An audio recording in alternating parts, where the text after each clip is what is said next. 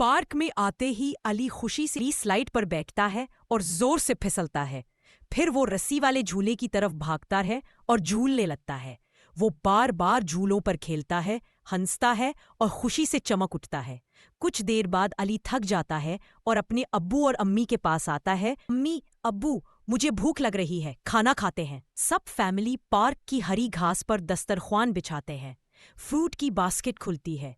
अम्मी के बनाए हुए गरम गरम आलू के पराठे निकलते हैं। जूस भी साथ होता है। सब मज़े से खाना खाते हैं। अबू मुस्कुराकर अली और बहन दोनों को आइसक्रीम लाकर देते हैं। बच्चे खुशी से आइसक्रीम खाते हैं।